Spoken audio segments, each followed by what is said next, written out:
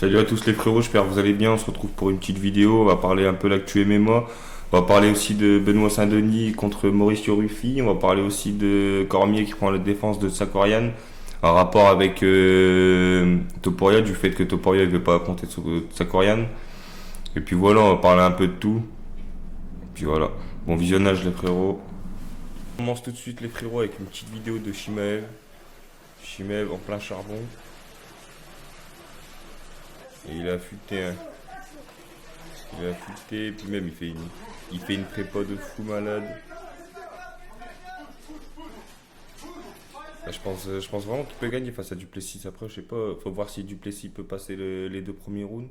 Mais si Duplessis passe les deux premiers rounds, il y a moyen que Duplessis gagne le combat. Mais il y a aussi beaucoup de chances qu'il le gagne aussi, Chimed. On continue les frérots avec Dustin Poirier qui souhaite devenir consultant lors des soirées UFC. Ça serait cool en vrai. Ça serait cool même si, bon, nous on a les Français. Moi perso, je regarde les combats, j'écoute les Français. Taylor, Lapillus et Antoine, je crois. Mais hâte de retrouver le plano DSPN. Je commence à me concentrer là-dessus maintenant. Donc c'est cool en vrai. Une petite après-carrière, consultant, c'est propre. Avec une petite photo de Dricus Duplessis. Et il a la shape. Le physique de Dricus Duplessis à 15 jours de son combat. Et il est déter, hein. En tout cas, il a travaillé. De toute façon, c'est lui, c'est le niveau mental qu'il est au-dessus du lot. Il a un mental de fou malade, ce mec. Enfin bref, hâte de voir le combat en tout cas. On continue les frérots avec Arman Saroukian qui allume Ilia Topuria. Ça fait plaisir ça parce que là il commence à se rebeller, même si c'est dommage. Il est numéro un au classement et il doit faire une série de tweets il doit rentrer dans le trash talk alors que c'est pas forcément son truc. C'est pas ce qu'il fait en général, bref. Mais il doit rentrer dans le trash talk. Il fait tout en fait, il doit tout faire pour que Topuria accepte le combat et encore c'est même pas sûr qu'il va l'accepter. Il répond même pas. Voilà. Enfin bref. Donc il a fait un tweet en disant qu'il veut faire comprendre à Elia qu'il n'est pas McGregor et qu'il donne une mauvaise image au titre de champion. Un champion affronte le challenger numéro un, mais bon, c'est le même gars qui pense être le BMF, comment on dit en espagnol. Et ouais, il a raison, hein.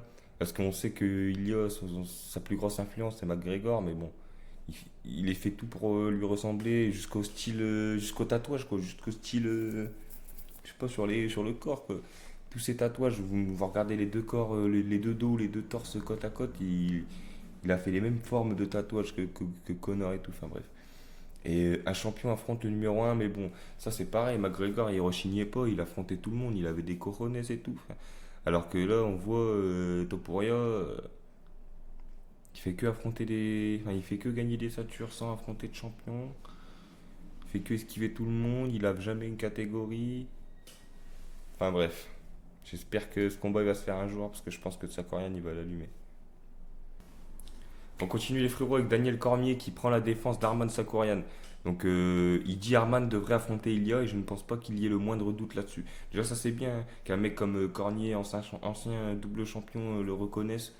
Parce qu'il y a beaucoup, enfin, il y a pas beaucoup de gens qui en parlent de ça. Il y a quand même beaucoup de gens où la majorité des gens, on va dire, des vrais fans MMA, et juste des mecs logiques qui, voilà, c'est le numéro un, il devrait affronter Topuria. Mais il y a quand même des gens qui prennent la défense de Topuria, bref. Donc il a dit quoi, Cormier? Arman n'est pas quelqu'un qui rate tout le temps le poids ou qui ne se présente pas au combat. Ça n'est arrivé qu'une seule fois et c'était une blessure au dos. C'était quand il s'était blessé au dos, je crois que c'était contre Islam Makhachev. Il devait combattre Islam et il s'est blessé au dos.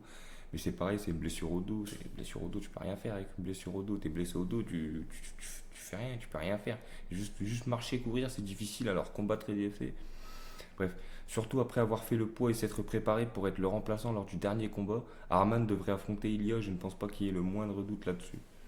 Donc tout à fait d'accord. Tout à fait. On continue les gars, la grosse actu du jour. Benoît Saint-Denis affrontera Mauricio Ruffi à l'UFC Paris le 6 septembre. Alors ça me fait peur, oui et non, parce que Benoît il a un jeu très ouvert et Ruffi il est très bon avec ses jambes et même ses points, enfin à la distance quoi, en gros. Mais, mais là il y a une différence, c'est pas juste un mec bon à distance. Là c'est limite le point faible, enfin le point fort de Ruffi c'est le point faible de Benoît, j'ai envie de dire, parce que debout il est fort Benoît, mais on l'a toujours vu, il a toujours eu du mal à mettre ses mains devant sa tête, à se protéger, il est toujours main ouverte, il rentre dans le fight et tout, enfin il rentre dans la guerre quoi. Excusez-moi, je croyais qu'il y avait quelqu'un chez moi, bref. Mais il rentre toujours dans la guerre et tout, et avec un Ruffy qui est très bon à distance, surtout avec ses jambes.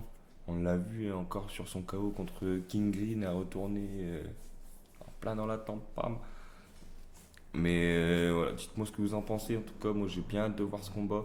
Vivement le 6 septembre, et je pense que vraiment, je pense que Denis va gagner, Saint-Denis va gagner. Après voilà, j'ai pas envie de parler trop vite. Mais dans tous les cas, je suis pour lui. Même si j'aurais pensé que Ruffy gagnerait, j'aurais été pour Benoît.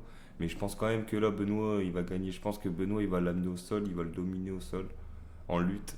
Et en cage control, avec ses coudes, il peut faire mal aussi, Benoît. Et voilà, hâte de voir ça.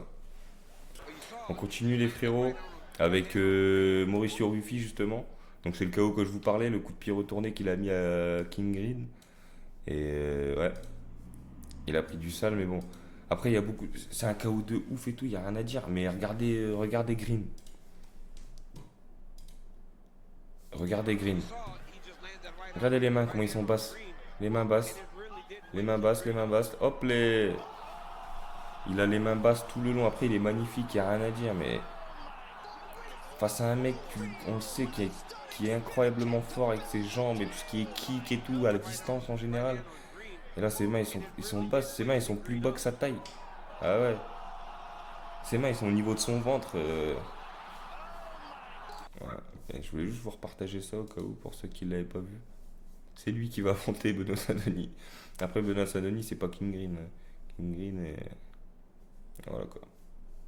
Et on finit les gars avec encore Tsakurian qui dit que l'UFC lui aurait proposé un combattant hors du top 5 et qu'il aurait refusé. Je suis dans une position où je ne combats pas pour l'argent, je veux juste devenir champion, c'est pourquoi je n'accepte pas un combat juste pour battre quelqu'un. Et on le sait, il vient d'une famille très riche, son père et ses parents, je crois, ils sont extrêmement riches. Bref, il est multimillionnaire. Il combat pas pour l'argent, quoi. Il pourrait même arrêter de combattre aujourd'hui. On l'a même vu, il avait proposé.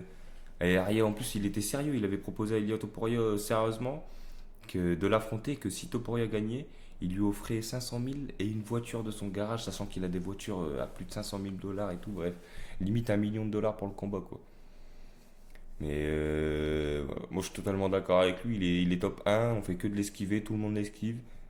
Les seuls qui veulent l'affronter, ils sont même pas dans le top 5. Normal qu'ils refusent pas, il est contender numéro 1, il devrait déjà avoir eu sa chance pour la ceinture. Et voilà. J'espère qu'il aura sa chance contre Topuria parce que pour moi, il y a 80% de chances qu'il domine Topuria et qu'il l'emmène en enfer. Et voilà, on a fait le tour des actus du jour. J'espère que la vidéo vous a plu. On se retrouve demain ou après-demain pour une autre vidéo. Et voilà, passez une bonne fin de journée, les frères. À bientôt.